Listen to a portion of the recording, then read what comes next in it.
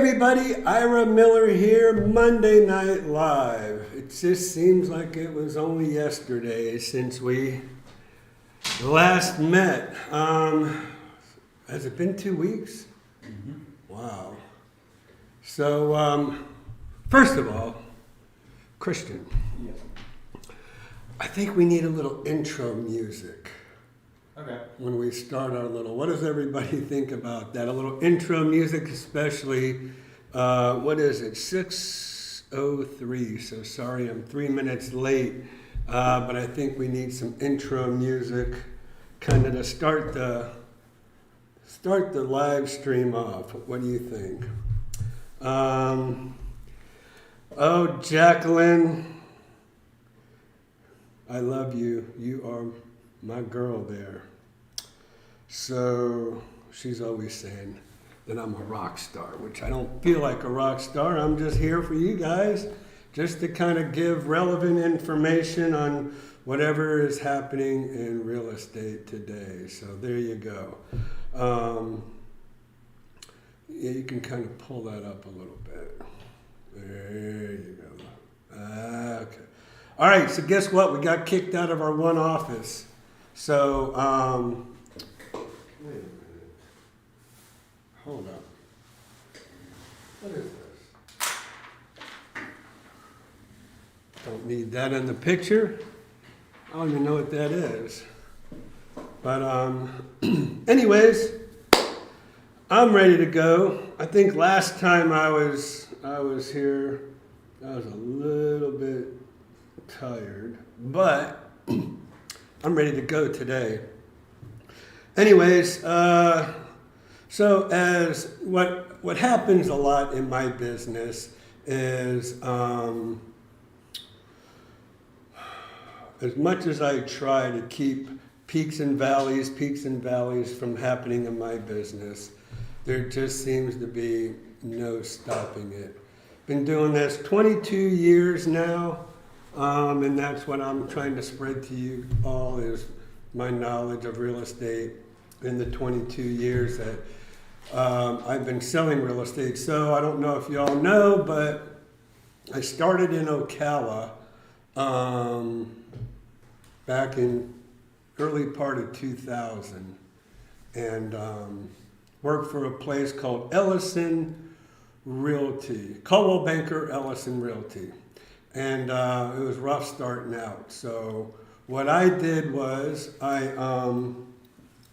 decided, since I have a contractor's license and I've built a bunch of homes, I was going to go to the villages. Well, anyways, let me back up just a little bit. So before I started in real estate, I was a project manager for a site contractor. What we did was huge projects. I did, my first project was the downtown restoration of Bushnell, which is the county seat here in Sumter County. So as probably nobody knows, I was the project manager, the project superintendent for that whole complete downtown restoration. So we dug up all the streets, we repaved the streets, we put all these brick pavers in, brand new sidewalks. This was back in, I guess this was back in 99, I guess, maybe 98 when we did that. And then so my father-in-law is a real estate broker. And so my wife and I got married in 95. 6. Anyways, our anniversary is on February 10th, next week. So 26 years. So whatever that works out to.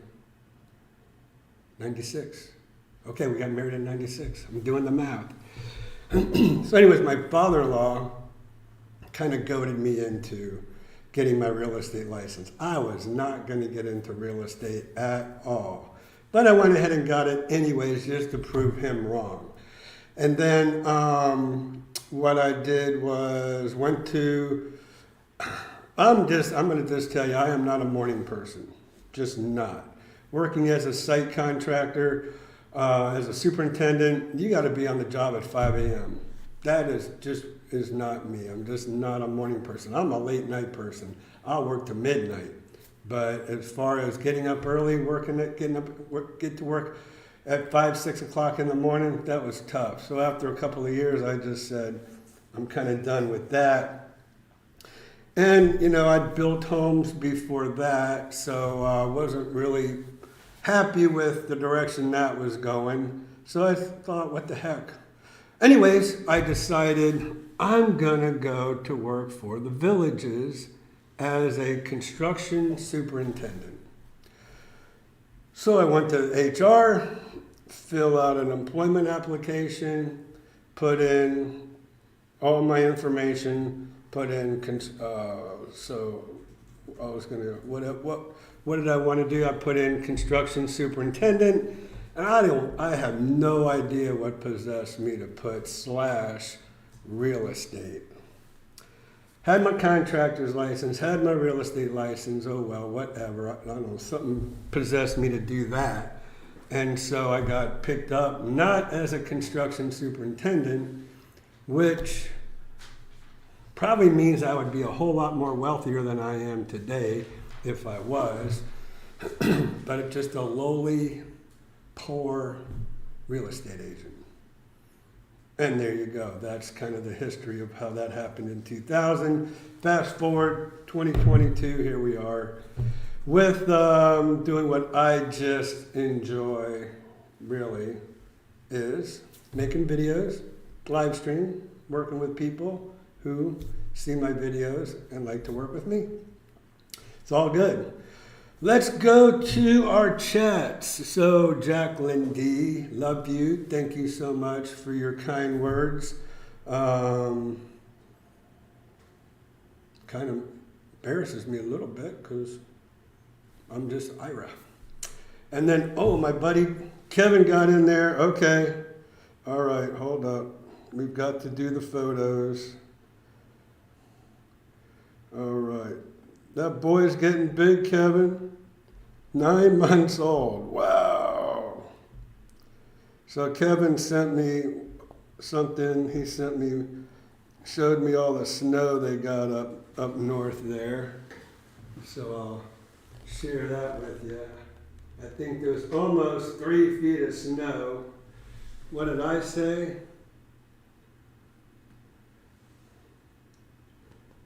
Well, technology is not my strong suit, right? That's what I told Kevin. Now, getting on to Mr. Giovanni.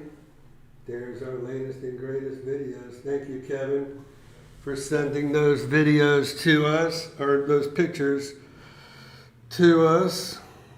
Much appreciated. So how's that? Thanks, Kevin. Thanks for sharing. I know everybody loves to watch Giovanni grow up. I guess, is he walking yet? I mean, I would imagine that if he's not, he sure as heck will be very soon. All right, Donna, thank you for joining in. Appreciate it. Okay, so what do we have in there, Christian? We had some spam. Okay. Really? Mm-hmm. On our YouTube, on our live stream? I had some last week, or the last session as well. I had to remove. Spam. That is. Don't even get me started. All right. Anyway, I digress. Jerry Bell, welcome. Loyal follower. Appreciate you being here every week, Jerry. That's cool. I see Jerry on Skip Smith a lot too. Michaela. All right, I love Michaela. She's over there in Stonecrest, right? I think that's the Michaela. Anyways, she'll let us know. Hi, Cindy. How we doing? And the Bruce Springsteen. Oh man, you know what? I got a story about Bruce Springsteen. So my wife and I we were in Manhattan. Oh gosh, this was probably 15 years ago now, maybe. I was still working at the Villages. We were staying at the Waldorf. So we walk everywhere when we were in Manhattan. I wouldn't go there now, but that's another story. But anyways, we're walking up to the front door of our hotel, and there's a car parked right out there, and this guy gets out, and it's Bruce Springsteen. I turned to my wife, I said, hey, that's Bruce Springsteen. And then I went to go look again just to kind of, see where he was going and what he was doing. My wife was gone. She was running after this guy. And that's not my wife. Anybody that knows her, she's very subdued and mellow, but she took off when she saw Bruce Springsteen walk through the door there. It was so funny. I'm like, where'd you go? That was hilarious. All right. Oh, there's Marcia. Thank you, Marcia, for joining us in. And Kevin from Giovanni. So, good evening, Ira and crew. Sure wish I could have gotten my wife on board 3 years ago when I was chatting with you before the prices went crazy. Well, listen. Let me speak to that. So I started in the Villages in 2000, like I said, and I worked for 9 years with Properties of the Villages, and you would not believe the amount of people. I literally would work with people 3, 4, 5 years before they would buy, right? Part of the issue between me and the Villages, if anybody's interested, so I did a very good job. I had an assistant. I've always had an assistant, I think. But I would stay in touch with my customers. Well, one day a customer of mine would walk into an open house that one of my colleagues was putting on. And before I know it, they're saying, hey, Ira, we bought a house. I'm like, what do you mean you bought a house? Yeah, we walked into this open house, we were here on property, staying for the month. We didn't want to bother you because we really weren't, ready to buy, but we walked in this open house and this house was perfect. We loved this house. So we went ahead and bought it. Isn't that great? I'm like, why didn't you call me? Oh, we talked to the guy, that was putting on the open house. He said he'll write up the offer. Don't worry about it. Ira will get taken care of. Thank you for letting us know that Ira is your agent, and he'll get taken care of. Well, yeah, I got taken care of. They gave me $250. After I would spend years, literally years, I spent a bunch of time showing them around, showing them, the models. And by the way, I'm going to digress I'll come back to it. All right, about the models. Remind me about the models. Anyways, so I'm like, so I went to management. I said, hey, this guy told my customers that don't worry about, they told him that they were working with me. He told them, don't worry about it, that I'd get taken care of. They go, well, you should have called your people before they got here, and you should have known that they were coming. And that's just not the way I work, guys. I'm not going to sit there and bother you. I'm not going to call you all the time. I'm not going to follow up all the time. Some people like it. Some people hate it. I happen to hate it myself. I don't like people call. I'll call you if I'm looking for something. I'm in sales, and I know if you're a good sales agent or for whatever reason, I'm going to call you. You don't have to keep calling me. And I tell them, don't keep calling me. I'm good. If I see something, if I'm interested, if I want to buy something, I'm going to call you because I like you. And that's just what I want everybody out there to know. Very rarely. Now, if we set you up on an auto email, you're going to be getting homes sent to you through our auto email system. And it might say something in there. But that's just... I don't know, bots, for lack of a better word.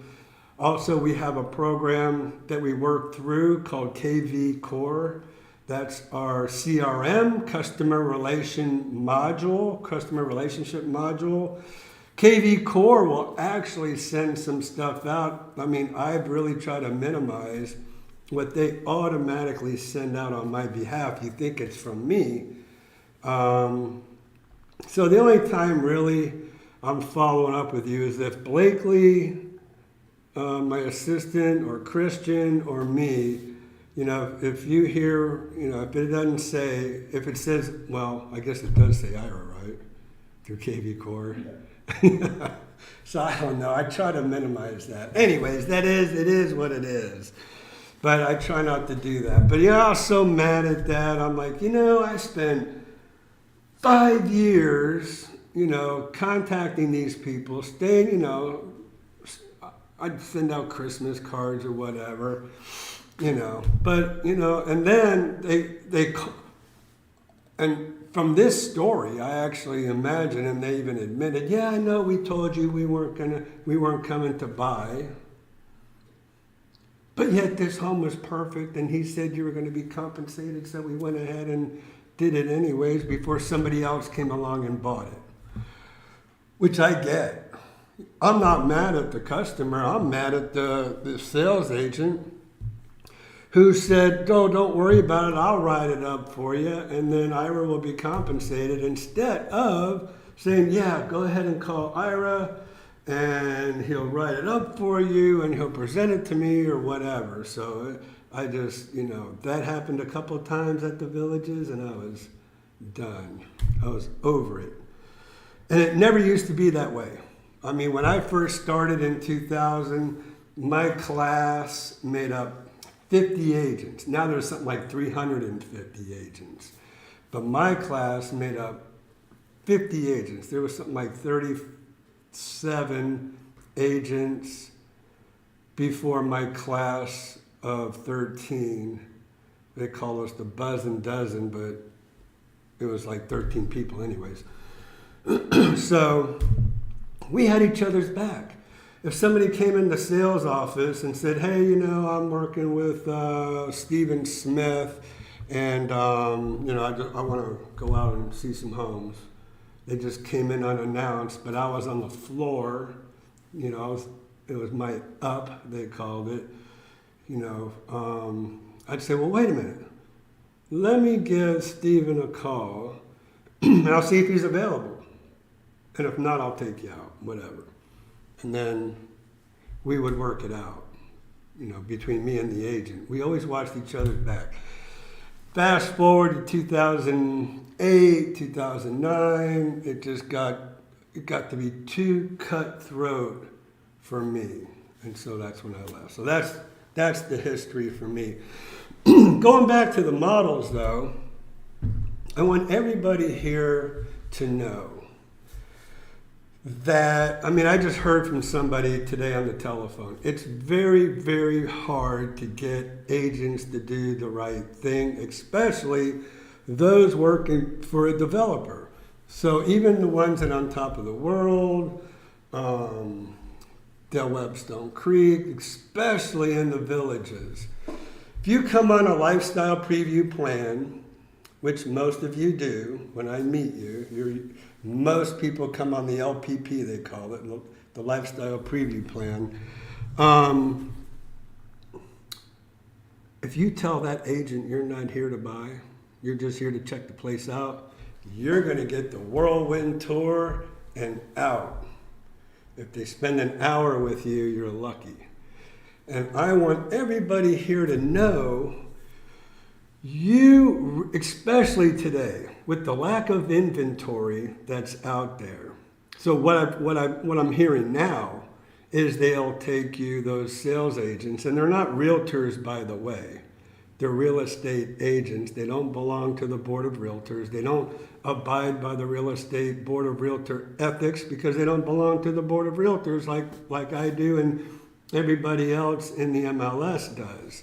So we have the ethics that we have to abide by. But anyways, make sure they take you to those models.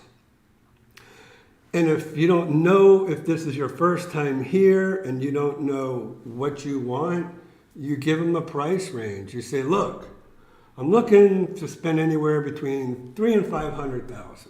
I don't know. Well, what that's going to do is going to get you to, don't let them shortcut you.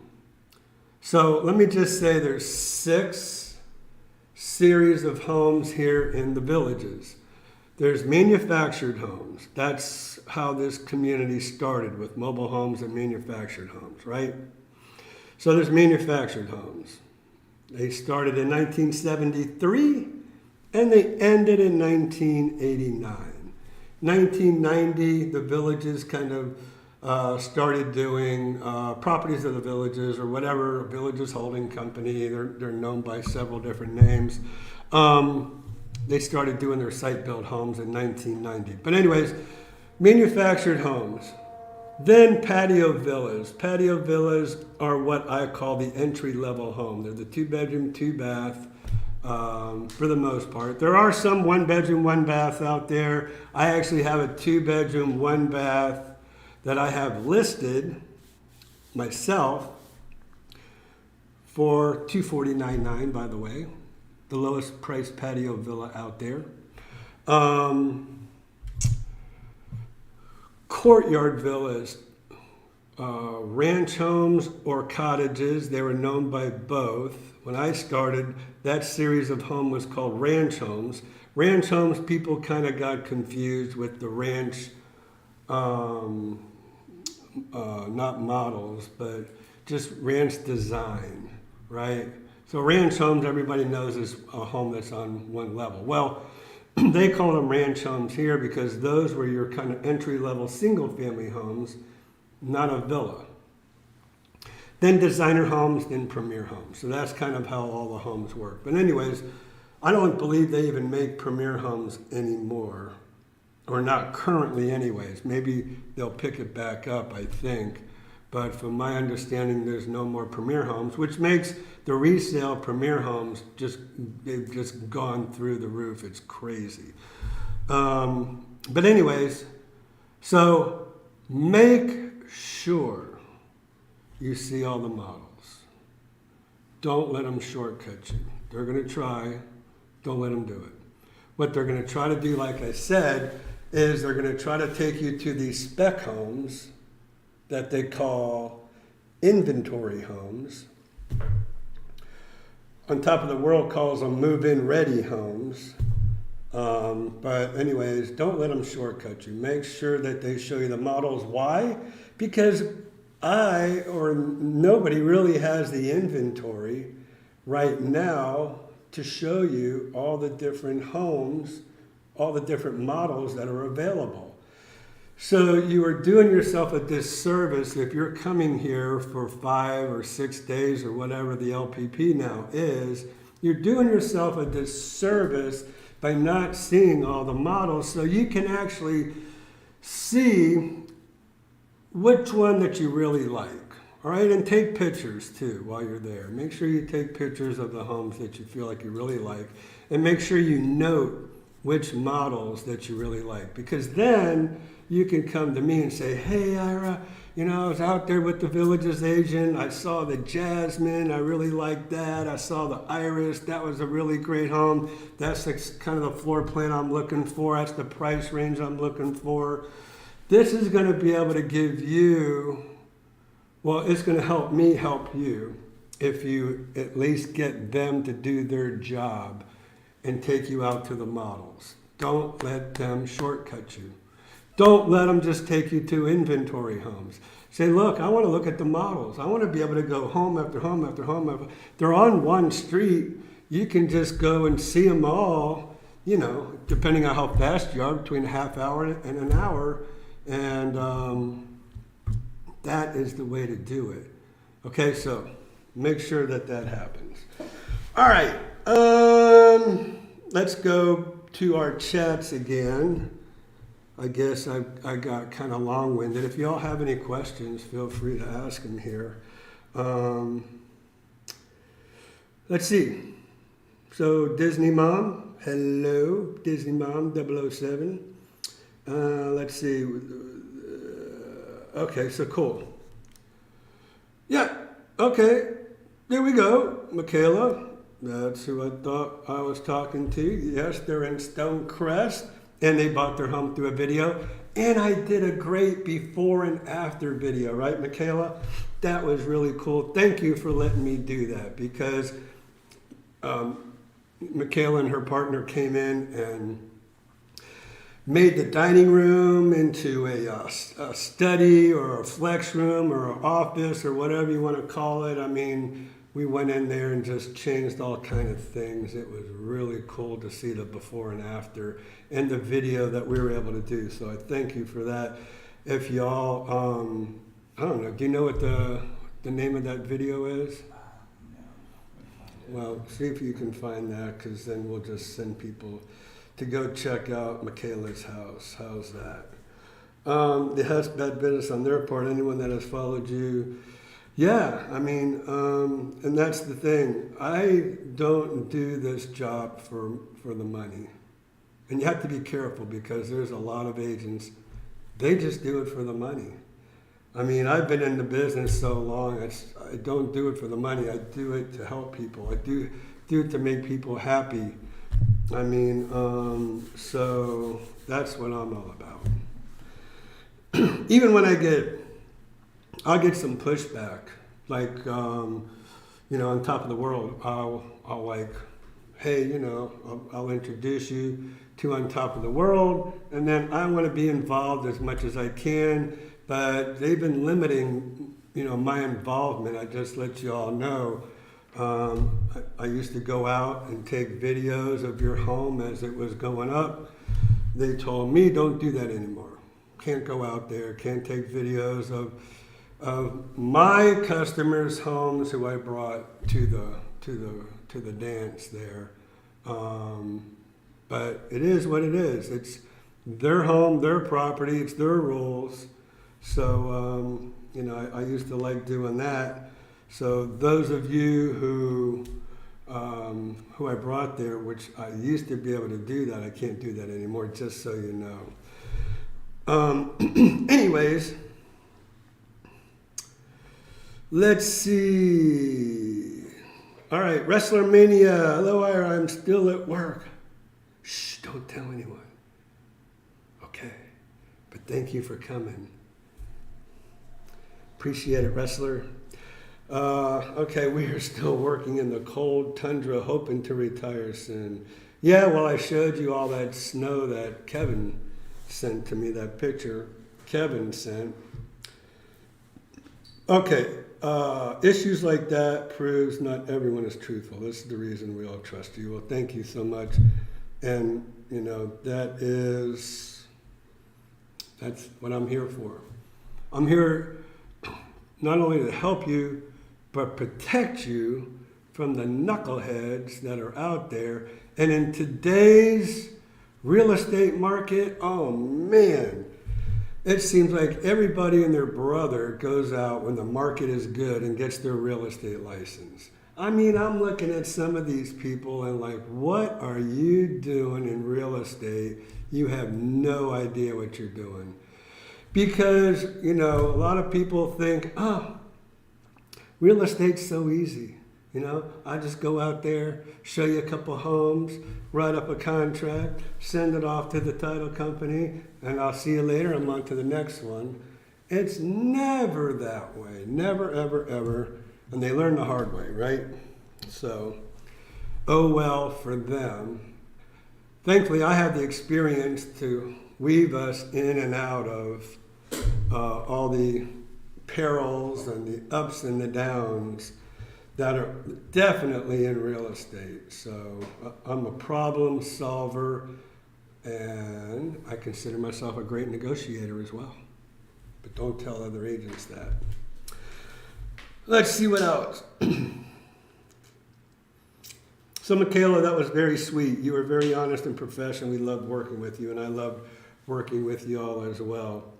So it was great. I mean, so the home that Michaela purchased was scheduled for a new roof. And we made sure that that new roof got put on that home before we closed. So they weren't going to pull any fast ones on us. So Michaela had a beautiful home, brick pavers in the back, and pool, right, Michaela? Pretty sure. Jacqueline? Yes? Yes. Hi, Sandy. A good testament is one of your recent videos you did, sprucing up the outside. Oh, have I got a good one for you. Well, I just started it. So, I just got a new listing. And they had a little drip, a little leak in the sink, which the home's been, has been, well, no, it's been occupied. But what happened was it has the cabinets in the villages are made of pressed wood. So that wood got swelled up, and so I had to go in there and tear it out. And so I started a video of me tearing out this bottom of this cabinet and going in there and replacing it. So, but as fate would have it, I was walking around the neighborhood trying to figure out what the trash day is. And I walked across the street, and there's a trailer on a truck that said cabinet repairs, I forget what else it said on there. Actually, took a picture of it. So, let me see here. Yeah, there it is. So, I was going to do a whole video, and then I see this. I don't know if you can see that up close. But anyways, I'm like, oh man, maybe that was fate. And so I had the guy come over and take a look at it. So I might have that guy do it. So I might have a video. I don't know. I have to replace the kitchen faucet anyways. So maybe I'll keep going with that video for y'all, okay? Just to kind of show you some of the things you do. Yeah. And that's the thing. If I can go out there, trim something up real quick, not have to wait on somebody, that's what I do. I don't care. I like doing it anyways, so.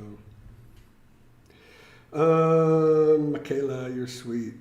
Let's see.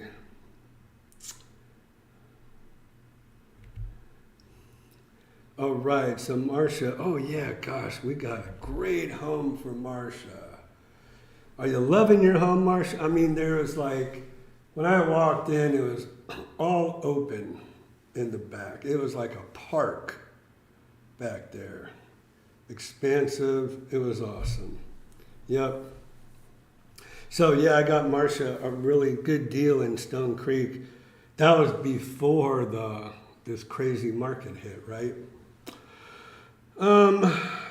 And thank you, Michaela. Thank you. Coming in mid-May. Becky, Coming in mid-May for the lifestyle. See what I'm saying? Everybody, just about everybody I meet comes for that lifestyle preview program, LPP, I like to call it. Uncle Bob, I like the one bedroom with garage, but I guess I can't have one. Uncle Rob, what do you mean you like the one bedroom with a garage, but you can't have one? Why can't you have one, Uncle Rob? They are out there. Okay? So, happy to help. All right, cool.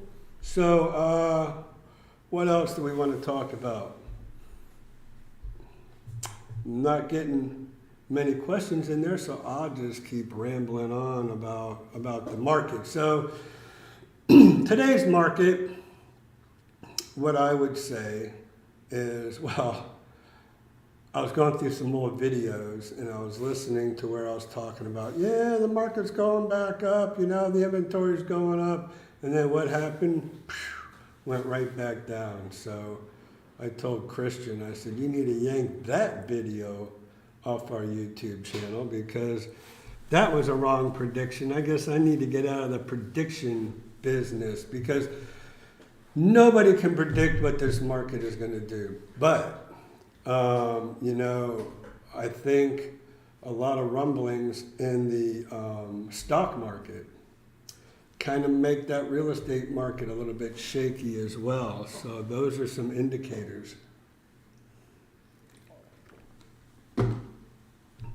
Oh, so Jerry Bell wants to see what's in the MLS. So, all right, if you insist. Where are we going to do that, Christian? So you come in this way. Imagine this is up to the right of your screen. Okay. There you go. All right, so there we go. Let's do this. Oh, you know what?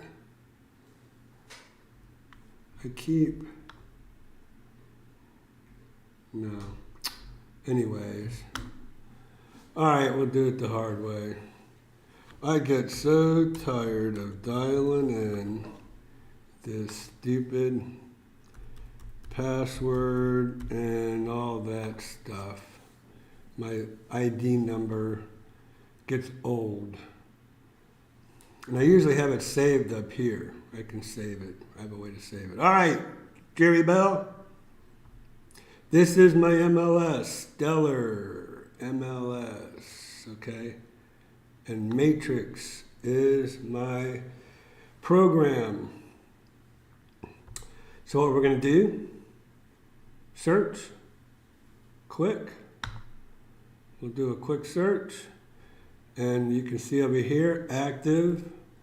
And I just default to the villages since this is homes around the villages, right? 72 matches. See over here, 72 matches. So that's kind of what we have in the market. Normally it's been about 64, 65. And the last time it went up to 72, that's when I said, oh, the market's going back up. So I'm not going to say that again. Here are the results. And then we talked a little bit earlier about the different, let's see. Okay, we talked about the different series of homes. So up here, you're going to see a few manufactured homes. If you look over here, manufactured. So there's only a couple manufactured, 84, 1988, as we talked about too. 1997. Well, you see this home right here? 1405 Emilio. Guess whose listing that is? There you go. There's the home I was talking about. So it's third on the list of homes by price in the villages. Oh, we're here. Let's go see my little home. I'll show it off. So I got the drone. Wait a minute. Only got one drone shot, Christian. There might be some, the back ones will be in the behind after the inside photos. All right, so now this home is showing furniture. There's no more furniture in here. It's empty. Okay. So LVP flooring, luxury vinyl planking. All right, completely custom painted inside. Let's keep going. There's what the living room looks like. So this home has one bathroom, 2 bedrooms, 1 bath. So the person who said, I'd like to have a 1-1 or 1 bedroom, I don't know. I like the 1 bedroom with garage. This home is 1 bathroom with, let's keep going. There's another picture. And pretty expensive. This is the kitchen. Now some people don't like this yellow countertop. And guess what, folks? This guy that I just saw with the cabinetry, I'm going to talk to that dude because there is a product that you can put on top of this cabinet. It's an epoxy, and you can totally change the texture and the color of your countertop. So they added all this. Normally, this is not in the kitchen. This is called a vineyard, 2 bedroom, 1 bath. Oops, kind of zipped through it. Let me know what you think about these yellow cabinets, by the way. If you like them, great. If you don't like them, that's fine too. You're not going to hurt my feelings. Actually, this will help my seller kind of, survey on what people think about his home. All right, I don't know why this is zipping by like that. Okay, so more LVP. This luxury vinyl planking is not cheap either, I'll tell you. Now, there's a little workstation in here in this bedroom that he had built with the other little workstation in the kitchen. So this is built right in. This is still there in the bedroom. So it gives you, those people, that want an extra bedroom for a computer room or something, it's built right into the bedroom here. This door goes right into the bathroom. Raised deck. This guy spent, he just did not spare any expense on this home. There's a water softener. There's this raised deck. Your washer and dryer are out here in the garage. There's the second bedroom. Laminate flooring now. Custom paint. They totally redid this bathroom. So this is a gorgeous shower that they did. So there's no tub, just a walk-in shower. This is all cultured marble. I think we have another, yeah, so there's a look inside this shower. So tile floors, they have cultured marble counter and molded in sink. Same kind of product they used inside the shower. Really nice. All right, there's some more video. There's some drone shots.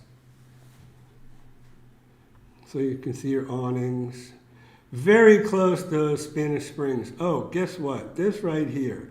This is a big, huge plus. This extra parking right by your home. This is huge because, this is a 1-car garage. 1.5 really for a golf cart. And then there's extra parking on the backside as well. So plenty of overflow parking for these homes. Look at that. So that's a huge plus. There's the back of the house. And I was trying, so what I was trying to do is show where the recreation center is. So, the recreation center is somewhere around this lake. on the back side of this lake. I think that's the rec center there. Here's our home, and there's the recreation center. So you're very close to the rec center as well.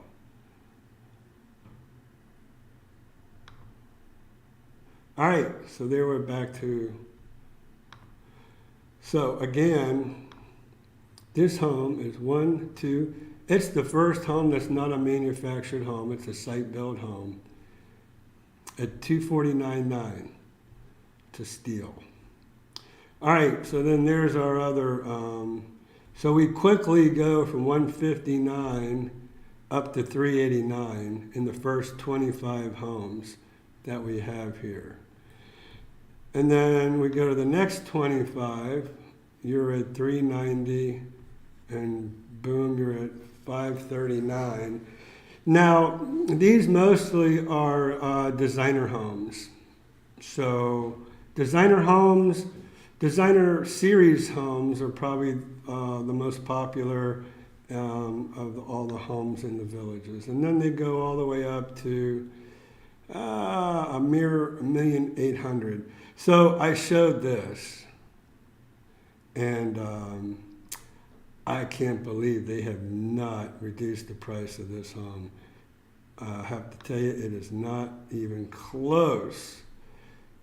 8 days on the market. That is not, and that's not the same one I'm thinking of. Let me see. Oh, on Laranaga. Okay, I'm sorry. That's wrong. I was wrong. I was mistaken. Sorry. So Laranaga's only been on the market 8 days. St. James, the one I was talking about, is that this one? I think it's this one. Yeah, 83 days on the market. Price just reduced. They're going to have to reduce that a little bit more for sure. 83 days on the market is kind of unheard of for a home. Right now in the villages. Here's the other one on St. James. That's only on the market 2 days. So if you look and see, you want to see what the market's really doing, let's slide over here. So you can see 3 days on the market, 2 days.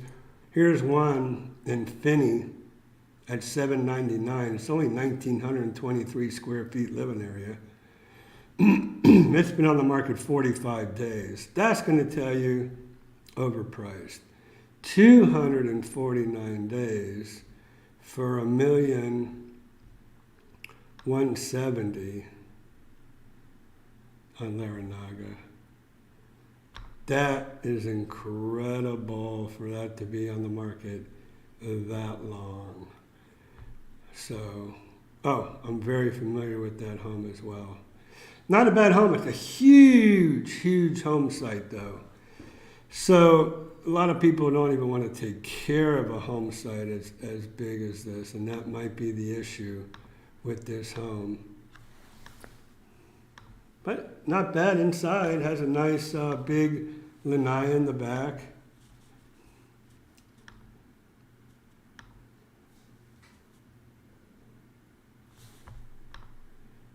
Get a little bit, there you go. Granite, tile.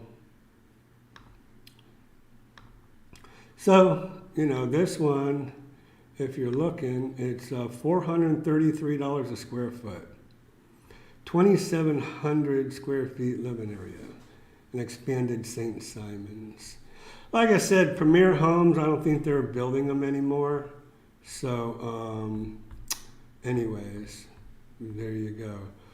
All right, so, yeah, Laura, 83 days on the market is a long time. They need to have a serious price reduction for sure.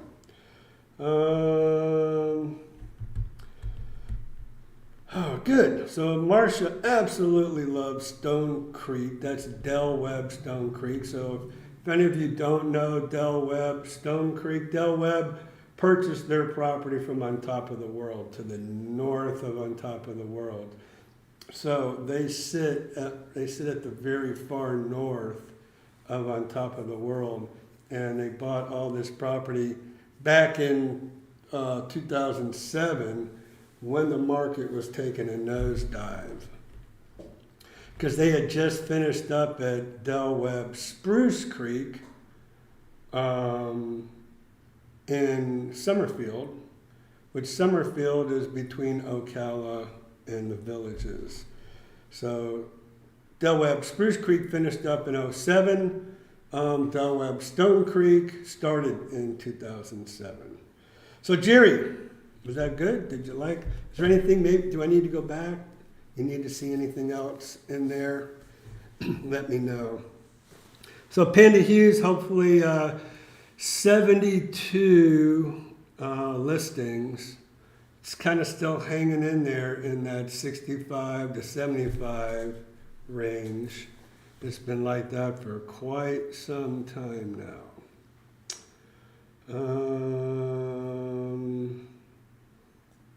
Okay, Cindy, thank you for your honesty. I appreciate it. Those countertops need to go. So, talked to the seller last week, and I said, so if you were to ask me, which he didn't ask me, so I just said, if you were to ask me about what I could do to this house to help it get sold, I said, I would tell you to go ahead and replace those countertops with granite. Because, quite honestly, if those countertops had granite, it would be gone. So for that $4,000 investment, because he didn't have to do anything to the bathroom, about $4,000 is what it would cost in granite. I don't know. I guess materials going up, it might be $5,000. But if, let's say $5,000 investment, that's my recommendation. I don't recommend people drop their price. You have two ways to go. When I'm listing a home, you have two ways to go. You either bring the value of the property up when it's not selling. You either bring the value of the property up or you bring the price down. But trust me, I can tell you, is doing it as long as I have, you're going to spend 50% of what you would need to lower the price of that home to. So for instance, I give you a choice. Either lower it $10,000 or invest $5,000, get rid of really the deterrent, the what we call the objection to the home. Get rid of you have to minimize all the objections. If there's an objection, if we keep seeing the same thing over and over again, the same feedback over and over again, then it's time to either lower the price so somebody else can come in there and do their own upgrades or renovations or whatever, or invest a little bit of money into whatever it is, whether it's, whether it's appliances, whether it's flooring, whether it's countertops. And, most people end up listening to me eventually because I just have people that fight me all the way. I mean, I had some people that had burgundy carpet. And I said, guys, we're going to have, and this is before LVP came out. I said, guys, we're going to have to, if you want to sell this home, you need to yank the carpet out. Nope, not going to yank the carpet out. Why aren't you going to yank the carpet out? Well, it's burgundy.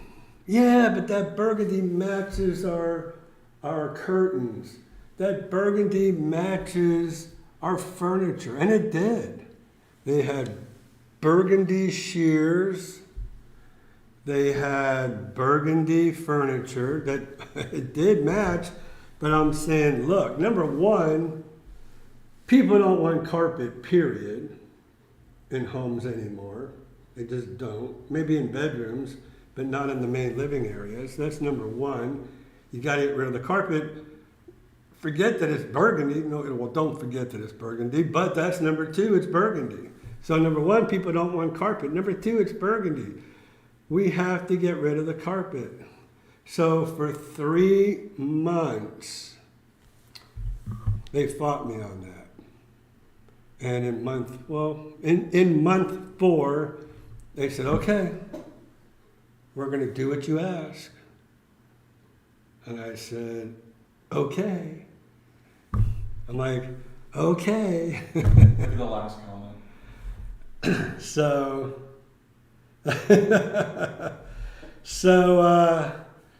finally, they did it. And I sold that home within 30 days. And this is back in a normal market when it was about 60 days.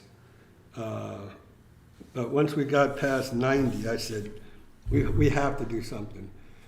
You know, I don't want to keep lowering the price. And I said, as a matter of fact, we'll raise the price. You do this, and we'll raise the price. And that's what we did, and sold it within 30 days. So that was even before, I think, I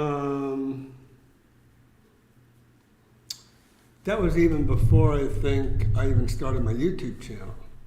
So these folks probably don't even know I have a YouTube channel. Anyways, I'd love to get their testimony. I think I saw the lady too. This was up in Marion County. So, and speaking of, where are you, Michaela? How are the home values in Stonecrest and or the villages in Marion County? So, Michaela lives in Stonecrest. Are you looking to compare prices of Stonecrest to Marion County? Or you just want to know how the values are in the prices in those particular communities? Because the thing is, Michaela, they're going up. I mean, well, they're not going up anymore.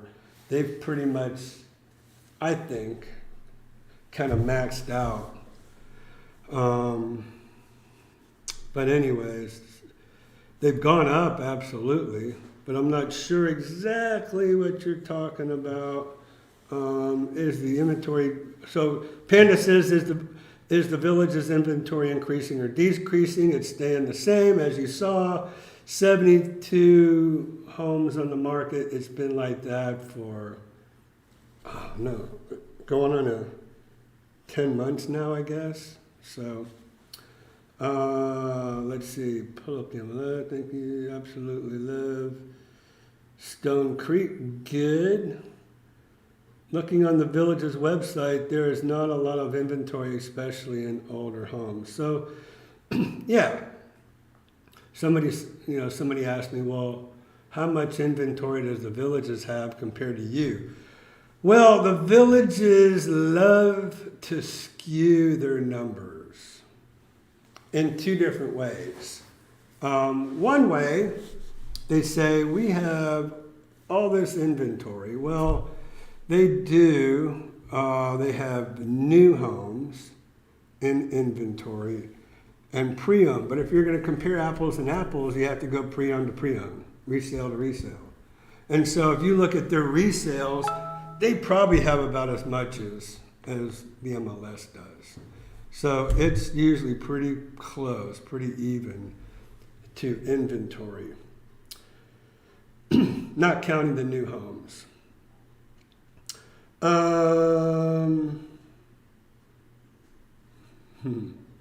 83 days on the market is definitely. How are home values? Okay, we just talked about that.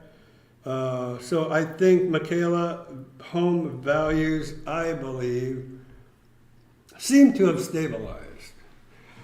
I mean, I'll admit, some of my listings that I have listed lately, I've listed high.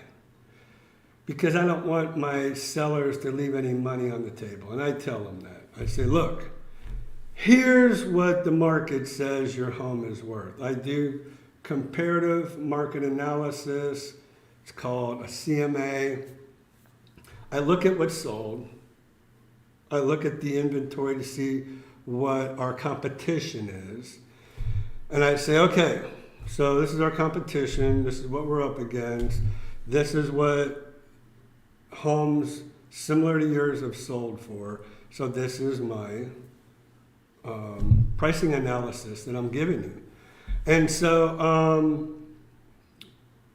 then what I'll say is, but, you know, we don't want to leave any money on the table, so let's try it at this price. But if we try it at that price, let's make a deal that if it goes past, in this market, if it goes past like a week, then we need to lower it.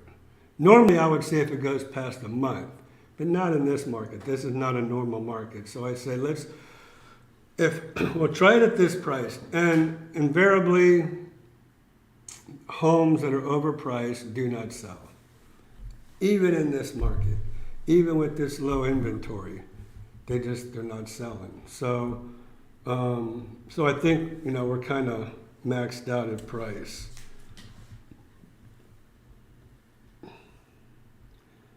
Tax question. Home sold for $400,000 a few years ago. They did a few upgrades. Now home is selling for $800,000. Are the taxes going to double for the new owner? Yes. So the county's not dumb. They are gonna go ahead in this market reassess every home that's selling, because any home they don't reassess, they're losing tax dollars. They're going to get their tax dollars, especially in the villages. Okay, so as much as the villages are expanding, they're taking all their 2-lane roads, making them 4 and 5 lane roads. Where's that money coming from? Well, the villages, you know, has some kind of a deal going with the county that these are all county roads, so the county is going to pay for all these road improvements and additional roads.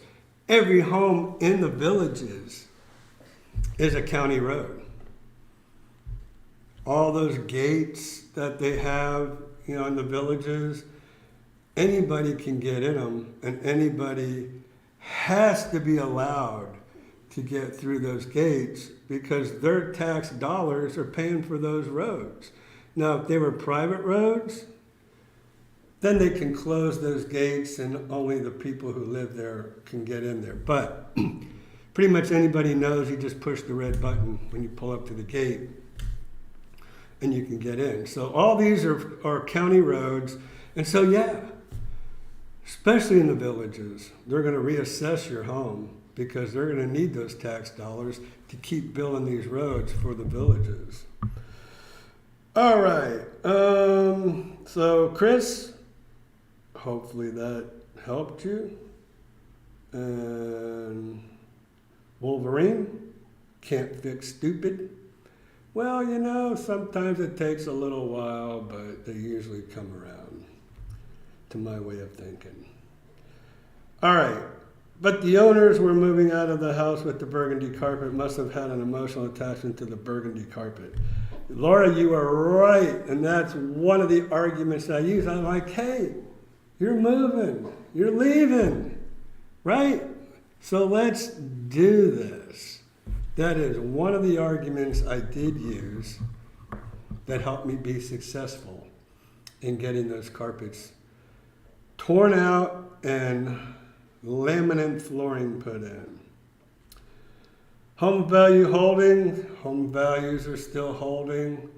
A lot of people ask me, so when we get around to a more normal market again, when inventory starts going back up, how far the prices are going to fall?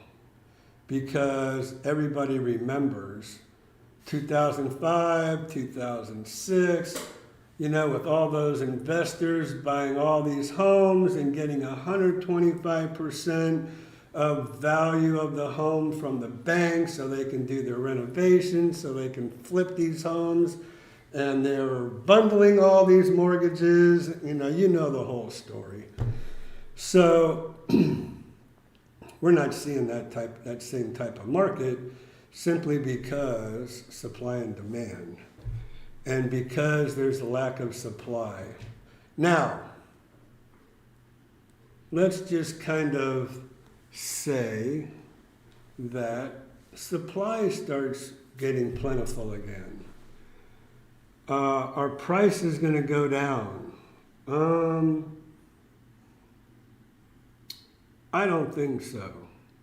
And if they do, it might be a little bit, but it's not going to be a lot. So building material is what I'm talking about. Our building material prices, what are they going to do? Usually, guys, what goes up doesn't always come down. Usually, look, here's the thing.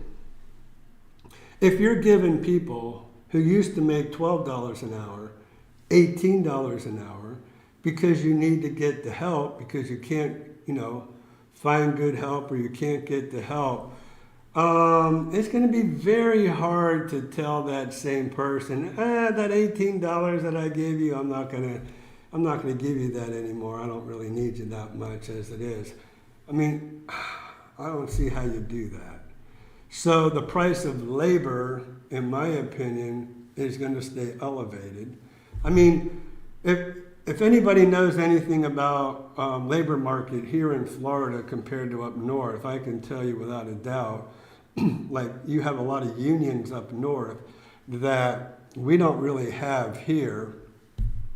So our labor costs are a lot lower than what you would see up north. So maybe $18 an hour, if any of you know, construction up north is not a lot of money in comparison to what your pipe fitters are being paid, your electricians are being paid, your union plumbers are being paid, your union carpenters are being paid. We don't have that problem here. Is it a problem? Not a problem? We don't have that situation here in Florida. So our cost of living is lower. So it kind of all equals out. I've had one person say, I can't believe, what they pay people down here. You don't pay people anything down in Florida. Well, yeah, that's true, but usually our gas is cheaper here in Florida than other places, and food is cheaper here in Florida because we grow a lot of our own food right here in Florida. Rent. So cost of living is typically lower here in Florida than it is up north. Taxes tend to be cheaper, a lot cheaper here in Florida. So it all equals out. So just because you're thinking you're looking at these labor rates, but anyways, going back, I don't see labor hourly raises and pay going down. Not that much. I don't know. I can't imagine going to somebody and say, well, used to pay you, I'm paying you $18 an hour now, but I'm going to knock you down to $16 an hour because whatever, I'd say unless the market collapses completely, it won't go down. Maybe, but right now, the way it is, people are in demand. And so they were saying there's job increases, but there's also job losses, right? And it seems like the job losses far outweigh the job increase. So I know the current administration likes to talk about all, the jobs that have been created, but you also look and see what has been lost as well. So you have to be true to whatever the numbers are.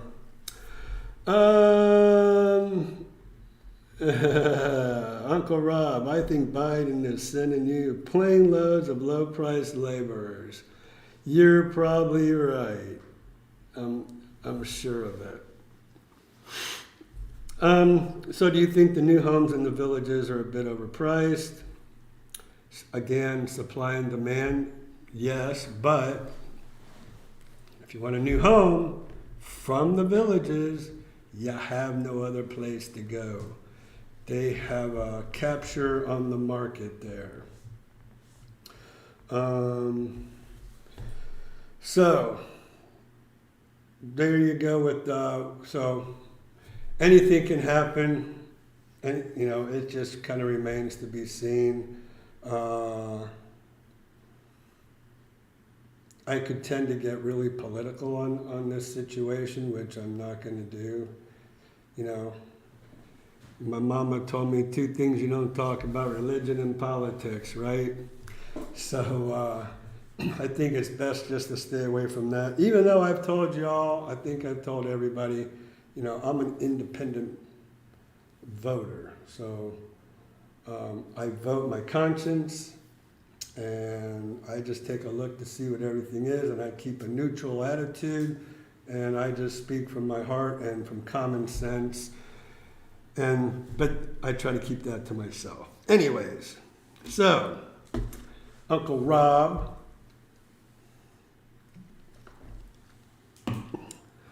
but yeah, I think you're right. I mean, there you go. As far as why labor prices are lower here in Florida, could be because of all the illegal unskilled labor that's coming in here as well. Do you think it's better to buy a new home or a little old? So, good question. Very good question. So, new homes. You have to buy a new home where it is, out there in the new area. A lot of stuff is coming, but it's not here yet. Landscaping, not very mature. So it's going to take years for landscaping to get mature where it is.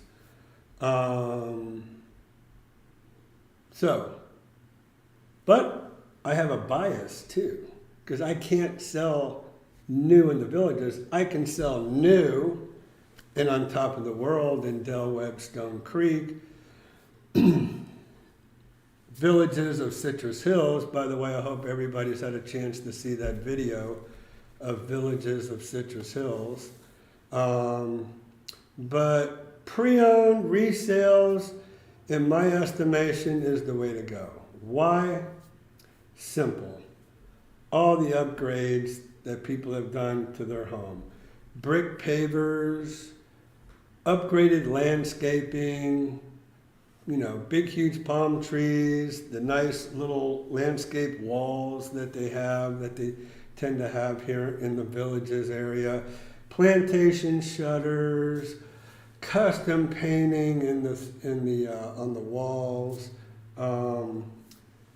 crown molding, picture framing, chair rails, what else?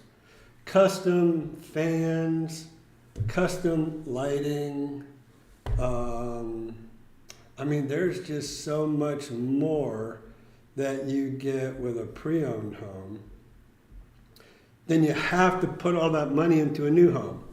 Now, if you're talking about the villages in particular, you can never not consider the bond in that new area too. So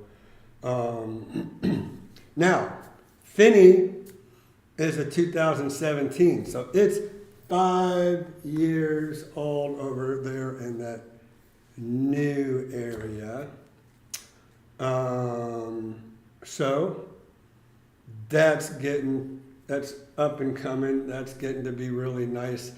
I'm liking that Finney area more and more.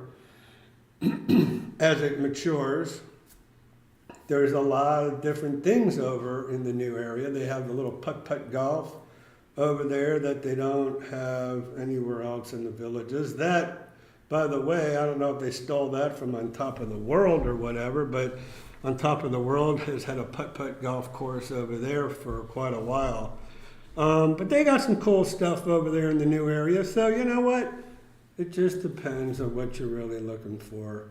You know, me being in the business as long as I have, I just have to have a generalization of what pleases the masses and what, you know, all my experience with all the homes that I sell, who particularly likes what. And so I would say maturity of the area, the landscaping really appeals to people. You can get really nice landscaping even in the new area. But, you know, and I know my buddy Kevin loves that new area. And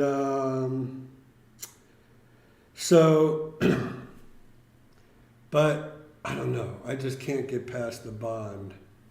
It's around 40 grand in those new areas. And it's just hard to get past that $40,000 bond when that pretty much doubles your taxes, when you can get it a lot less over north of 44. It's your choice. A lot of people think the taxes in the new area are nothing. They're coming from high taxed areas already, and so they think $8,000 is nothing in taxes when they're coming from 12 and 14,000 in taxes. So it's whatever you're used to, whatever you're looking for, I guess. You know, so Kevin's saying they're building like crazy in St. John's, Richmond. So hopefully there'll be some homes for sale in the Finney area. So there's always going to be homes in the Finney area.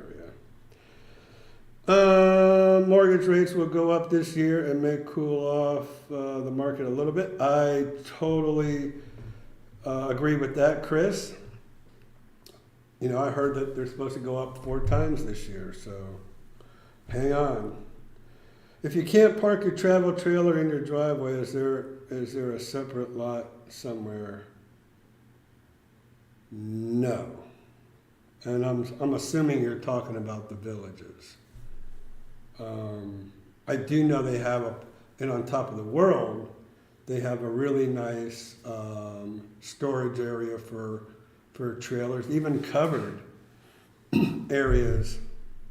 There's stuff around the villages, but not in the villages. Zorita.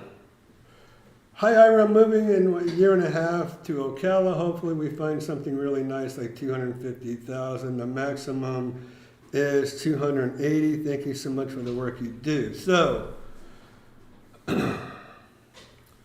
Zorita, probably a great place for you would be Indigo East, which is a part of On Top of the World, but they have very nice homes in your price range there. So there's your deal, Danny, about the travel trailer. I'm thinking, like I said, the villages, mortgage rates, yes. So Zoraida, it's Zoraida Ruiz, right? My husband is retiring on July 2023. What is the convenient time to start looking for a home in Florida, please and thank you. So if you're retiring in July, I would say December. Probably the best time if he's retiring in July. You know, we're giving the market, you know, its chance. Thanks, Christian. Thank you. We're giving the market time to cool off. We're giving we're going to see what the mortgage rates are going to do, right? And so I think for your benefit, since prices are as high as they are, that I would say it would benefit you greatly to wait until at least April. Because April and May and part of June are probably the slowest periods of time. So here, let me just tell y'all how real estate works here in Florida. So, October, November, December, we have these early birds coming in to buy their seasonal home for January, February, March, and April. So we see a lot of people coming in October, November, and part of December, keeping in mind the holidays.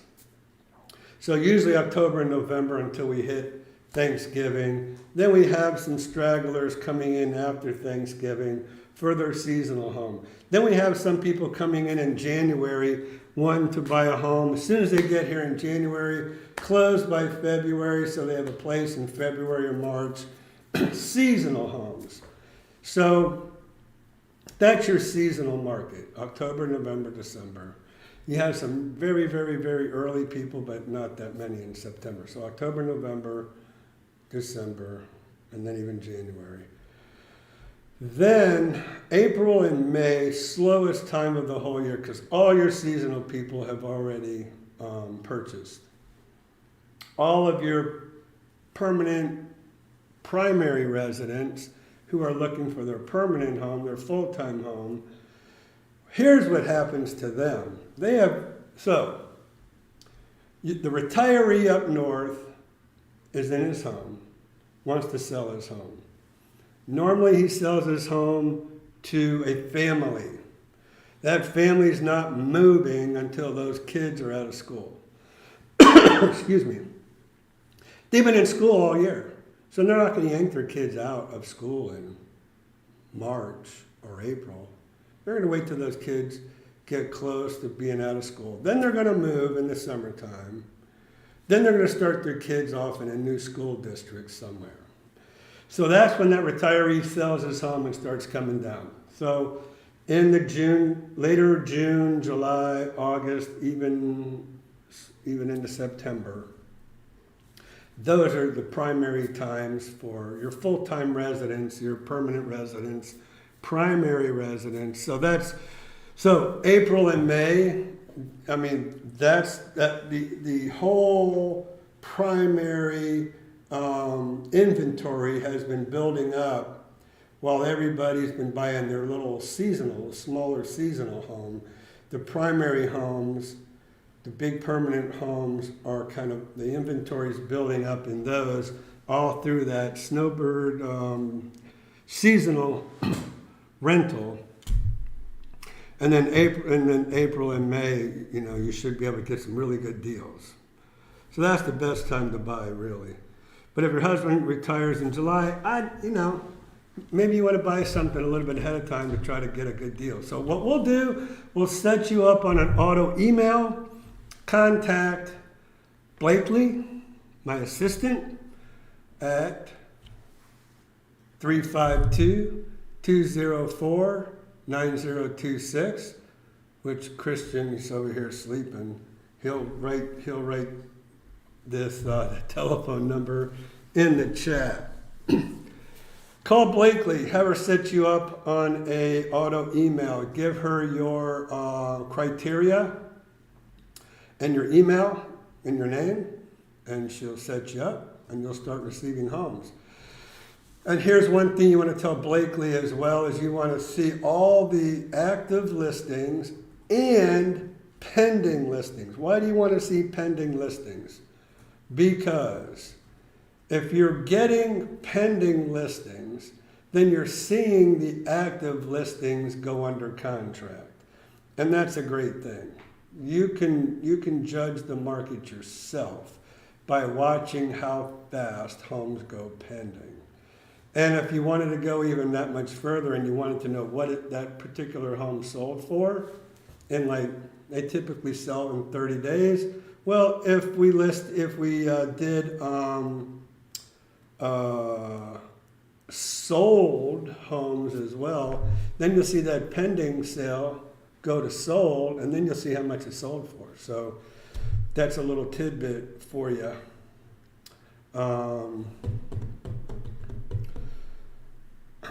So just get a hold of Blakely, and she'll be happy to set you up on an auto email. And this is all right. All right, so, oh gosh. Where can we see how much a home sold for? We can easily see how much they listed for. So, Angie, depends on where you're talking about. Are you talking about in the villages? Are you talking about outside the villages? The villages, their own listings, you know, you have to go into the property appraiser's website about, I don't know, 2-3 months after a home sold to see what it sold for. So whatever county that home sold in, you would need to go to the property appraiser for that county and then type in the address, and then you'll see if what it sold for there. We could set them up on a pending auto email. Now, if you're talking about the MLS, that's when we can tell you, our MLS tells you what a home sold for. But if it's a village's listing, that's the only way to tell what it sold for. And Kevin is trying to put me on the spot with Rams or Bengals. So here's the deal with this game.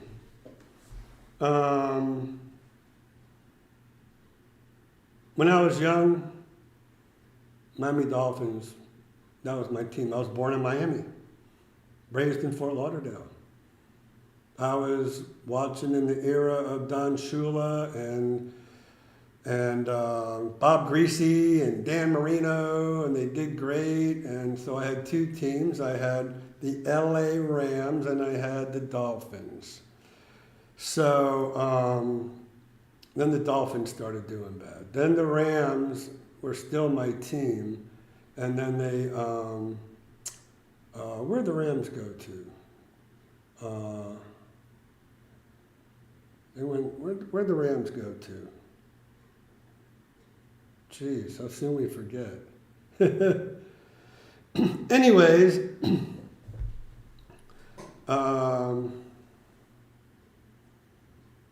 but I'm a big underdog guy, right?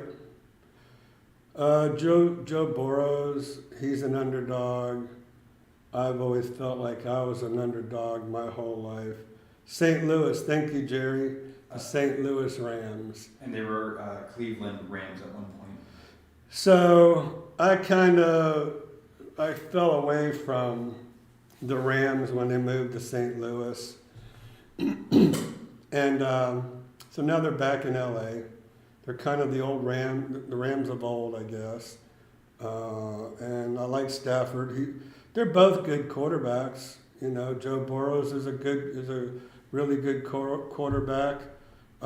Hey, let me tell you something. I was watching the LA Rams and my Bucks, Tampa Bay Buccaneers. And I was telling everybody that would listen, I said, this is the Super Bowl, okay? What y'all are watching right now is really the Super Bowl. And so far, it's come to fruition because I feel like the Rams are going to win. I feel like the Rams and the Bucks, that was the Super Bowl, not what we're going to watch with, you know, the Bengals and the Rams. I mean, like, again, as much as I like the underdog. So if you watch the Rams and the Bucks, you've already seen the Super Bowl without the Super Bowl commercials, in my opinion, of course. All right. So there you go, Kevin. How's that for dancing around? So what I can say is that if the Bengals won, I mean, I'd be fine with that too because they're the underdogs. I think the Rams will win. Anyways. All right, so is there still very low inventory of homes? Yes. Also, what about new builds? Is that happening via lottery? Thanks. So, new builds in the villages? No. They have inventory. New builds on top of the world, they did away with their lottery. So now they are releasing 30 home sites for February. And in February, they're going to release 40 home sites that you can reserve if you want to go out, and I think it's $5,000 to put down on a reserve in March or April. So they don't have a lottery anymore and on top of the world. And then Del Webb, Stone Creek, they still have their lottery for new builds.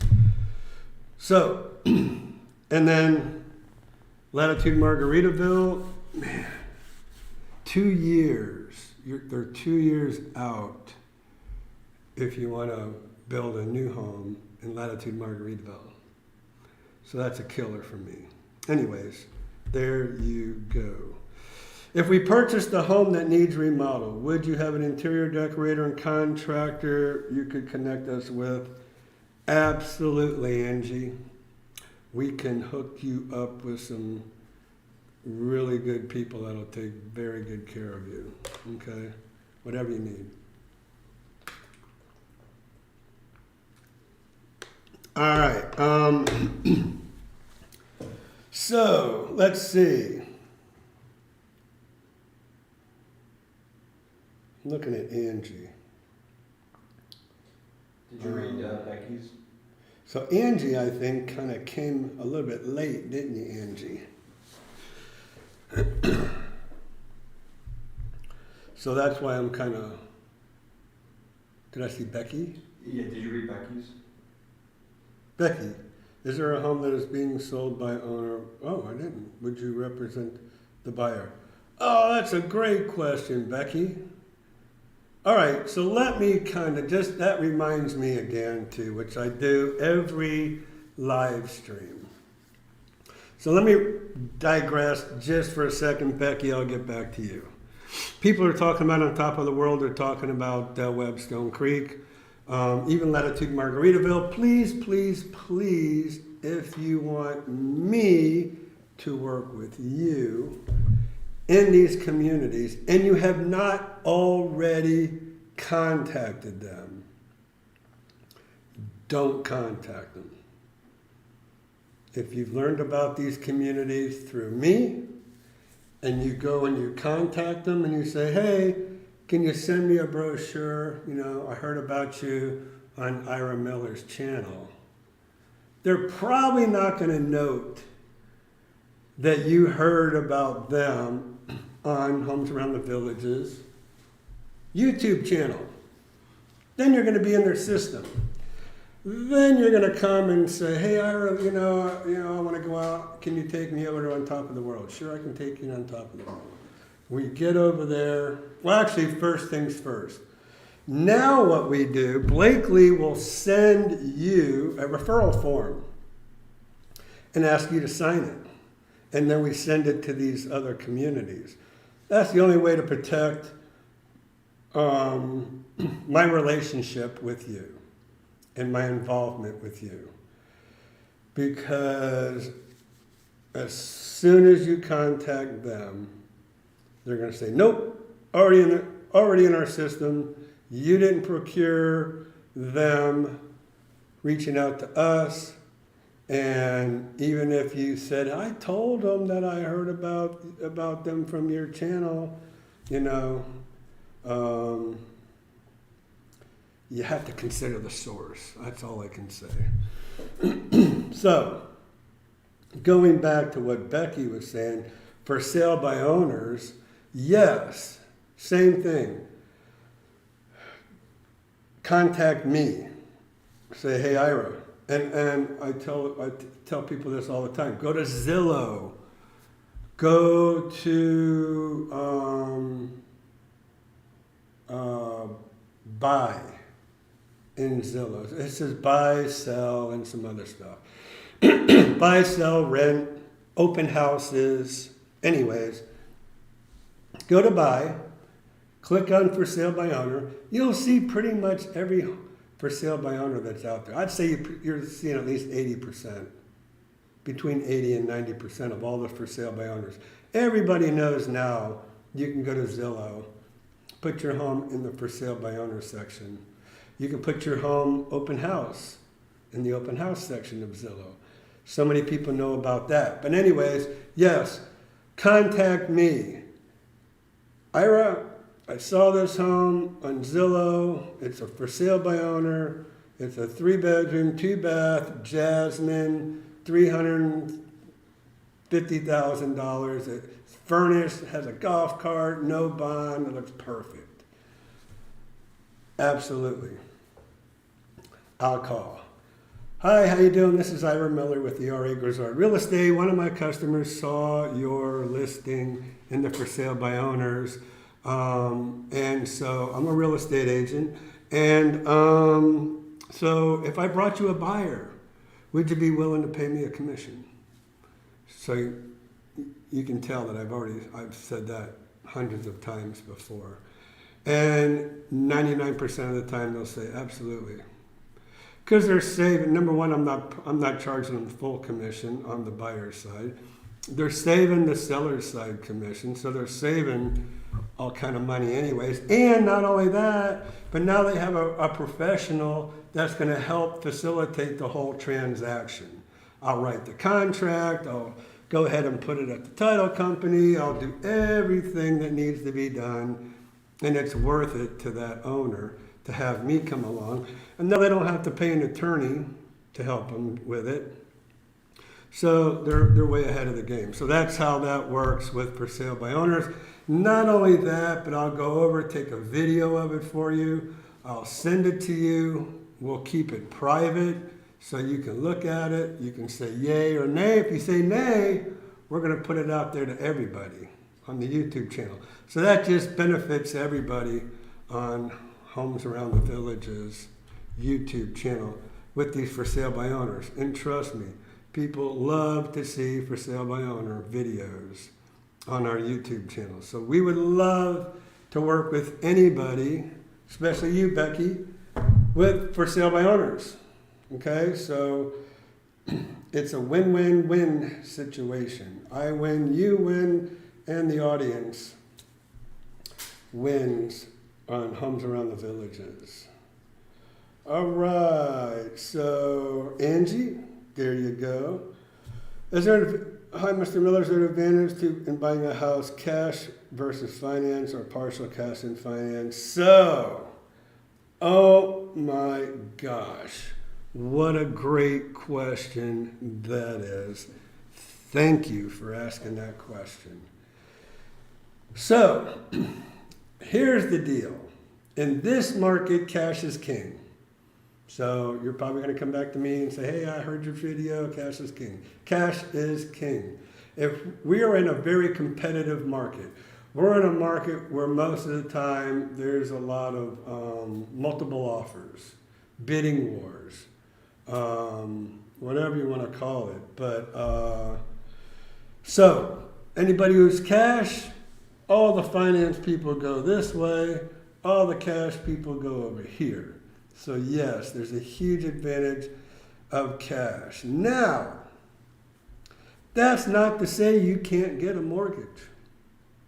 So, lately, I've been talking to a lot of people, and I say, can you pay cash? Yeah, I can pay cash, but I really want to get a mortgage. That's great. Now, if you can pay cash, rather than saying this offer is contingent upon financing, and then you go over there, let's say cash, and we go over here, and you still go out and get yourself a mortgage. As long as you can pay for this home. Now, anybody who has the cash to pay for the home is going to get a mortgage. That mortgage company is going to look at your bank account. They're going to say, hey, you can pay cash for this. Absolutely, we're going to give you a mortgage. So there's very little risk by saying cash when you plan on getting a mortgage and you go over in this line rather than this line. So now if you're financed, how do you combat the fact that you're financed? You combat that with price. So you're probably going to have to be considerably higher in your asking price than what these cash buyers. So if you're a cash buyer, you know, you're kind of in the driver's seat, right? If you're a finance person, you're going to have to be very aggressive with your price in order to try to beat out the cash people. All right, so hopefully that is very good information for you, Zoraida. All right, we have a 5-year plan before retirement, leaving Rhode Island, and when is it the best time to get prepared to buy, and how much time should we allow to spend with you to look for the correct area? So Danny, if we're talking about the villages, I'm going to tell you. So if you're not retired yet, that means you cannot come here for a month. But here's what I tell everybody. They're like, where's the best area? You know, I want to live in this area. I want to live in this part of the villages. I want to live around Brownwood. I want to live wherever. I'm like, look, I get it, or I have friends over there in Sanibel, or I have friends over there in Hillsborough, or whatever, you know. My suggestion to you is you're going to love wherever you live in the villages. Look for the absolute best home. That's it. Look for the best home you can buy. The best price, the best home with whatever it is. You know, if you come across fully furnished home, golf cart, no bond, blocking, whatever. My recommendation, because wherever you move in the villages, you're gonna love. Because I'm telling you, that's just it. I have put people everywhere everywhere in the villages, and no matter where they are, they love it. Just the way it is. They make friends. They go to the rec centers. They go to the swimming pools. You know, so don't let anybody try to steer you to a certain area. I'd be careful about moving too close to friends, because sometimes that might not always work out for you, or family. And so my best suggestion to you is get the best home that you can find at the time if you're in the market to purchase at that time. Forget about area. Because when you confine me to area, you know, you're going to have this much market. You'll look at me and you're like, I'm not getting any homes. What's going on? I'm like, well, you told me you only wanted Pinellas and Sanibel. Look everywhere, okay? And then let's go from there. That's my best advice I can possibly give to you, okay? All right, let me catch up here. So Danny, so if you come to me and you're like, okay, we're here to buy. So I have to make a new video, but number one, if you're coming to buy, make sure you have your proof of funds if you're going to pay for cash. And I forgot to mention that. Zoraida. Bring your proof of funds or a pre-approval letter, because they're going to ask you for that. Whenever you go to make an offer on a home, that's all they want to see, is they want to see the contract, and they want to see your proof of funds if it's cash, or your pre-approval letter if it's finance. So bring that. Bring a means for a deposit. Your checkbook is fine. Personal checks are fine. I find it's very difficult if you're here and you're trying to wire money as a deposit. So I got chastised by one guy who said, you got a lot of nerve, you're very arrogant, you know, for telling people to bring their checkbook. It is what it is. I mean, that is a necessary need that you need to have when you come, because you're going to be calling your bank and they're going to say, unless you have a personal banker who knows you personally and you can say, hey, wire me $5,000 to this account, you need that checkbook. It is what it is. So I'm just trying to help you out. And then we'll go to work. We'll hit the ground running. And every day there'll be new homes coming out on the market. So we'll see what's available at that particular time. And then if you're here for a week, if you can be here for a month, that would be better. This way you can get a good feel of the market of the area. But everybody you run into in the villages is going to tell you their village is the best village in the community. You have to move there. Don't listen to them, because they love their own village. But it's everybody's like that. Anybody you talk to is going to tell you, my village, you got to move to wherever. I've been naming different villages, but Hemingway or Hadley or I don't know, whatever, Buttonwood. Every neighborhood, people love their neighborhood, so don't let them sway you. All right, let's see. Kevin, how's Karen? I didn't ask that yet, I don't think. So if we've already been to the villages or on a lifestyle visit, you are now not able to represent us for new homes at the villages. Never could represent you for new homes in the villages, period, in the villages. They do not let me as an MLS agent co-broke with them, period. New or any of their resale inventory that they have, I cannot participate in. Only in my own MLS inventory can I participate in the villages. Anywhere else is totally different. I can represent you new or pre-owned. It's only the villages that they don't allow people like me in the MLS market to show and sell their homes. So not my rules, their rules.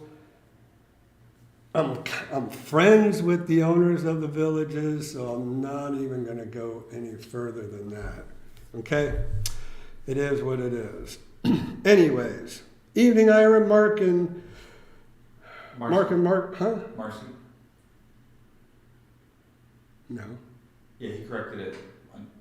Oh, okay. Marky Mark. And the funky machine. Funky Bunch. The Funky Bunch? Mm-hmm. You would know. I'm not a fan of Mark Wahlberg.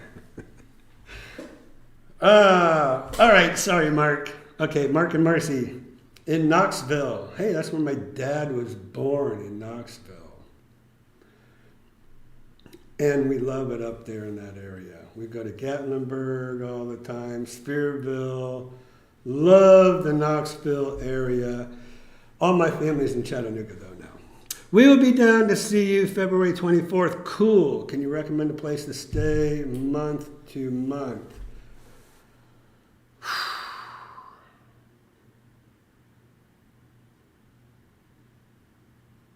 Well, that's very difficult. Go to Villagers Homes, the number 4, rent.com. villagersHomesForRent.com. Or contact Blakely, my lovely assistant. She will give you a list of property managers to contact. And the thing is, people are buying homes for investment and are putting them in the market, in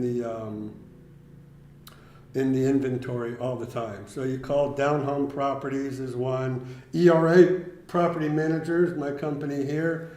Get on the list. Say, listen, if you don't have anything right now, can you put me on a list for the next available home inventory rental home that you get? I'll take it. So that's the best you can do. So villagershomesforrent.com, that is like for sale by owners, but it's rent by owners, is what that basically is. So you can't put your name on any list there. But if you call these other property managers, the Villages Hometown Property Management, Down Home Properties, ERA, Grizzard, Property Management, those are the biggies that I know of, okay? Okay. Anyways, Bill Rizzo, how you doing? A shout out to you. Yes, I'm 58. We'll be trying there. Okay, Danny. As long as there's pickleball, we're good. Okay, Kevin. I'm going to remember that. Kevin, you said as long as there's pickleball. And then Jerry asked how your wife is. She's doing better. Oh, so you want to answer Jerry, but you won't answer me. That's okay, Kevin. I get it. I know the night is long. It's good.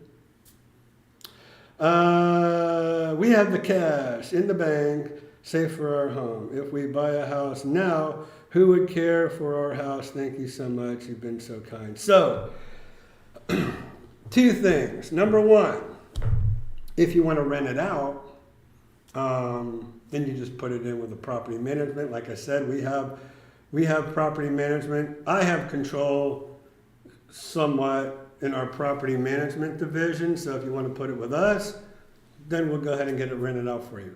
If you're looking for just somebody to watch over your property, you can hire somebody to do that, to go by weekly and just check your property out, make sure it's all good. I can do that for you. I'd be happy to do that. If you buy a home from me, I'll be more than happy to go by there, because I'm always out in the community all the time anyways, and I can just drop by and check it out if you need something like that. So I'm here for you. So she's talking to Adam. If you want to buy a new home in the Villages, you can only buy it through the Villages sales agent. The developer of the Villages doesn't let MLS agents. Laura, I think I just said that. So Laura, I'm going to sit back. Laura, there you go. I'm going to let Laura just do my job for me. Because I'm about talked out anyways. It's almost 8 o'clock. Christian, this is the longest we've ever gone, I think. Probably the first or second longest, yeah. We've hit almost the 2 hour mark before. Have we? Mm-hmm. But not in like a year or so. Cool. See, Kevin? See, everybody? I told you Kevin likes that new area over there. So, Kevin, we just need to find you a home with no bond. They're not as bad over there in Finney anyway, so Finney or DeSoto. But as they grow. Anyways, Laura, you know I'm only kidding, right? I'm only teasing. Michaela helped me, saved me from Laura.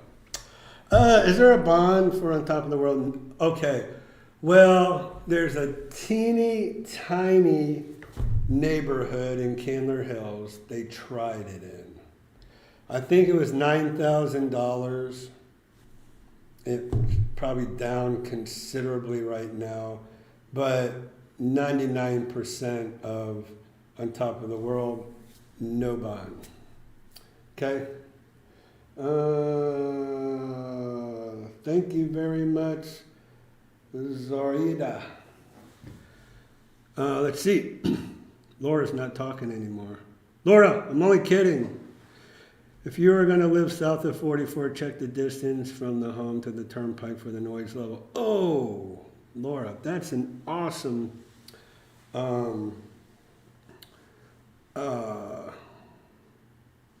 what's the word I'm looking for? Observation. is the word I'm looking for. Awesome observation, Laura. Thank you so much. You are right. And especially, I think, Kevin, you were saying, what is that area? I forget now. Oh, gosh. I forget the area.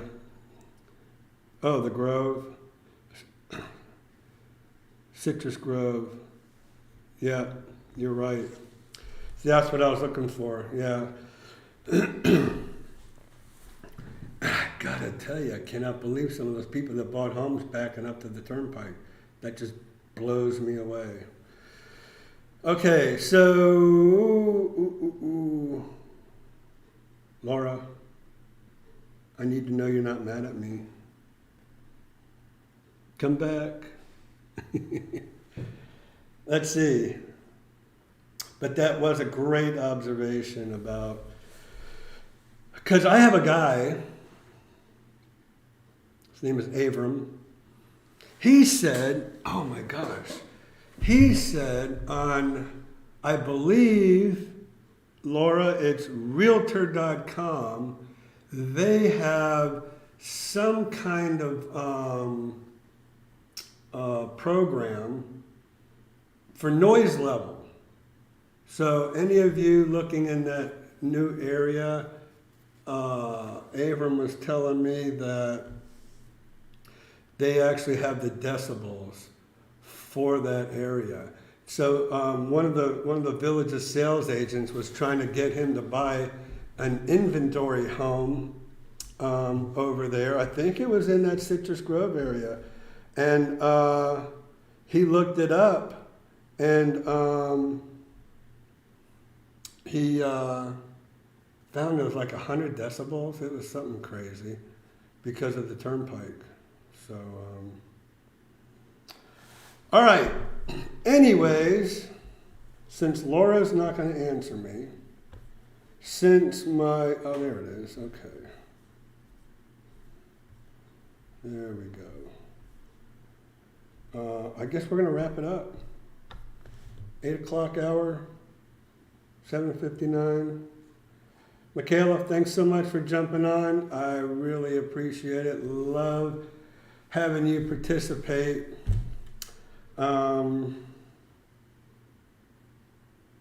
What's Robert saying about single? Sorry I missed you there, Robert.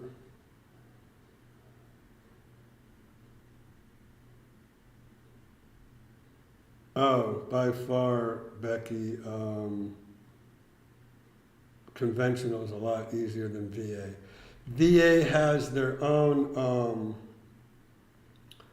let me see your book for a second, Christian. VA has their own appraiser. Hold on a second.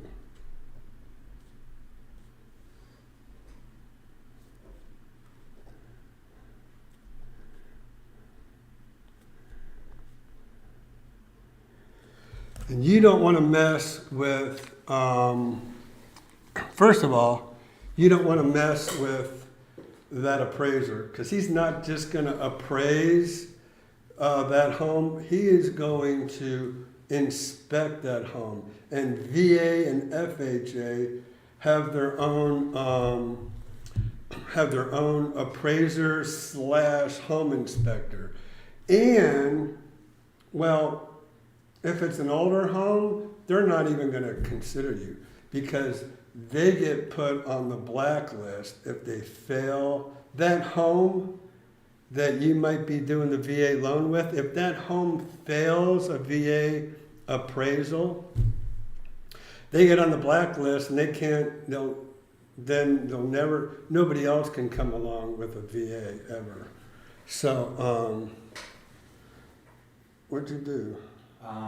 Look at Kevin's last comment that he made. I don't see Kevin. No, on your comments. Ira, please check your phone. Karen is doing better. Oh! The masks threw me off there, buddy. Sorry about that. No, that's not Karen.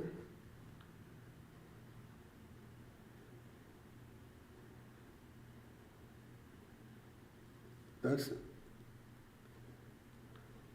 Oh, what happened?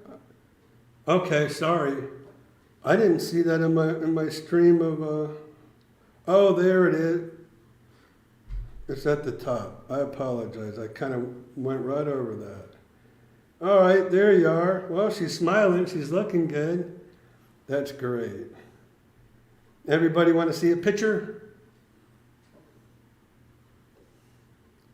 I'm going to show you a picture. Can I show the picture, Kevin? He sent me another one. Yeah, I got it now, Kevin.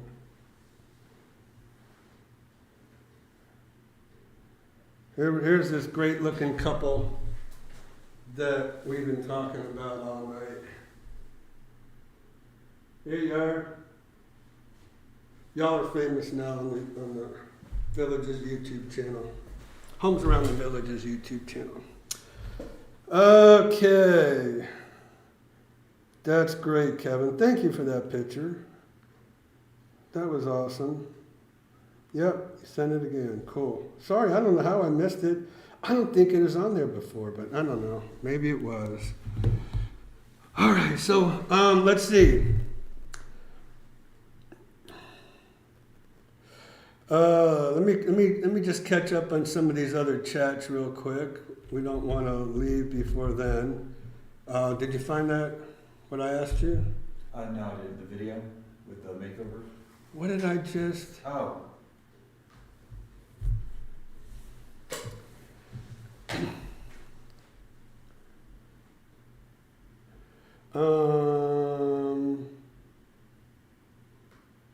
Okay, so we talked about VA.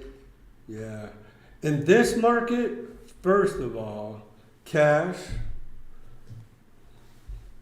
finance, VA, and FHA. So you are way down the list if you try to get a VA loan on a home today. It's a deal killer. It's really tough to buy a home. Unfortunately, man, I love our vets. We try to do what we can for them, but I'm telling you, I had a recent experience with that. First of all, it takes longer to get approval for a VA. Then, like I said, you have those appraisers that kind of like to mess things up. So it's really tough. So it's not me, it's the seller that doesn't want to deal with them. Okay, so hold up. Let's see. Thank you. Yes, thank you, Kevin. Thank you for telling me that. And Becky, thank you. See you in 2 weeks. Laura, she's back. I wrote my own voice for See, I knew I was going to have to come out of pocket with all that, Laura. That's okay. You're worth it. You're worth it to me. 4 a.m., Kevin. Sorry about that. All right. Okay. All right, so just closed December 20th. On a VA? Really? Wow. Where'd you buy a home? Normatic Wanderer, where did you buy this home on a VA? Because that is awesome.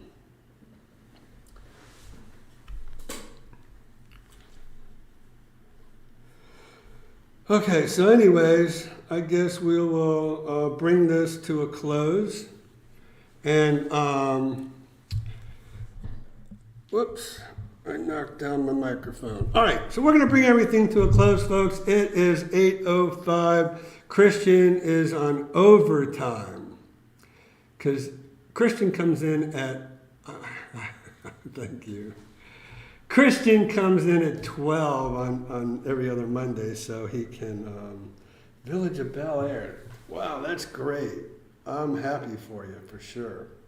But Michaela, thank you again for jumping in. Please say hello to Sue for me.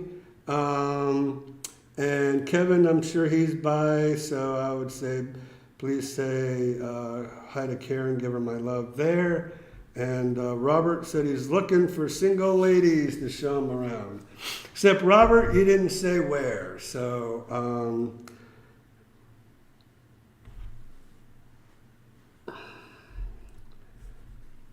yeah, I hear you. You know, I just don't get it. I can't even think of somebody who might be acceptable for that. Maybe if somebody who lived up against the L train in Chicago or whatever. If you're deaf. Hey, there you go. Anyways, everybody, thank you so much for watching tonight. We'll see you in 2 weeks. That'll put us at the 21st. So if you have any questions, feel free to call 352-204-9026 or text. You can text to that number as well. Email homesaroundthevillages@gmail.com. And last but not least, my cell phone number 352-454-9561. But if I'm busy, I usually either forward it to Blakely or just let it go to voicemail, and then I'll have to catch up with you in the evening.